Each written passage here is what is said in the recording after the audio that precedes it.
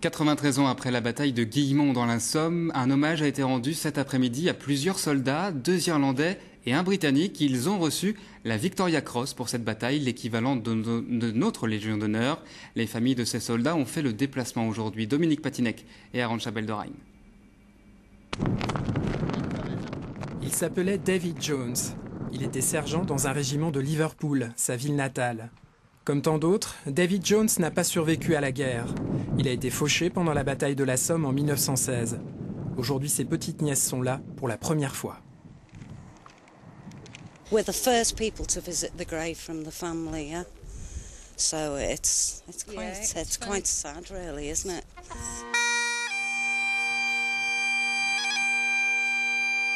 Le 3 septembre 1916, les troupes britanniques se lancent à l'assaut de Guillemont. 3 hommes se verront décerner la Victoria Cross. David Jones, John Holland et Thomas Hughes. Holland et Hughes sont irlandais. Ils survivront à la guerre. Leur île, elle, connaîtra encore bien des troubles. Aujourd'hui, Nord et Sud leur rendent hommage côte à côte. Cela a beaucoup de signification pour nous. Il y a eu beaucoup de troubles en Irlande ces 30 dernières années, alors nous venons ensemble célébrer la mémoire de ceux qui sont morts pour la même cause, Irlande du Nord, Irlande du Sud réunies aujourd'hui à Guillemont. Les familles de ces hommes sont là grâce à l'obstination de Some Remembrance, association picarde.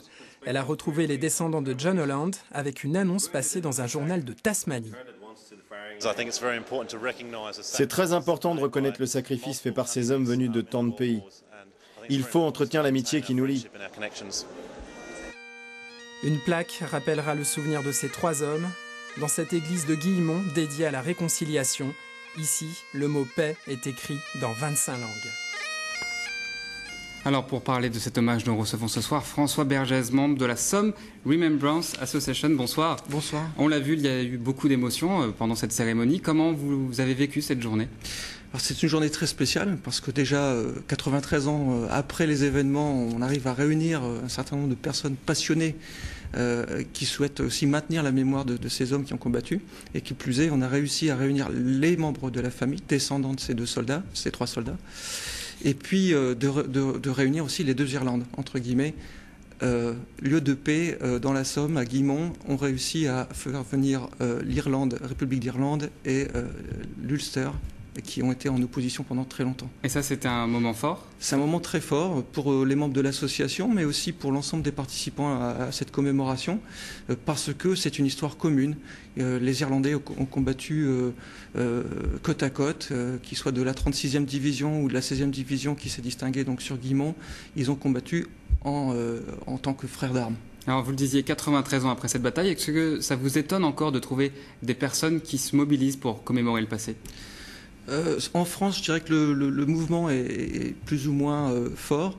Il y a bien entendu des associations qui essayent de mobiliser les jeunes sur le travail de mémoire. On n'aime pas utiliser le mot devoir de mémoire, mais plutôt travail, avec une approche plutôt ludique et assez, je dirais, spécifique auprès des familles et des membres de ces familles. En revanche, c'est vrai qu'il y a encore, je dirais, un gros travail à fournir en France, puisque comparativement à nos amis britanniques, anglo-saxons en général, dans ces pays-là, il y a beaucoup de jeunes qui s'impliquent et de moins jeunes qui s'impliquent dans le travail de mémoire. Alors qu'en Grande-Bretagne, les jeunes aiment ces commémorations, à l'inverse. Ils sont très participatifs, d'une part parce que c'est beaucoup plus dans leur culture, et d'autre part parce qu'au niveau éducatif, on leur transmet cette mémoire, que ce soit au niveau d'éducation familiale, mais aussi de l'éducation scolaire. Alors vous avez fait plusieurs commémorations. Quelles sont les plus belles que vous avez vécues ? Alors pour moi, il y a beaucoup de commémorations effectivement dans la Somme. Celles qui restent toujours les plus attachantes, en tout cas les plus impressionnantes, dans un premier temps, sont les commémorations du 1er juillet.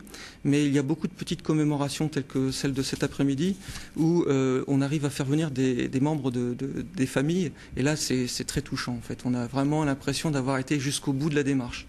Merci beaucoup François Bergès d'avoir été notre invité ce soir.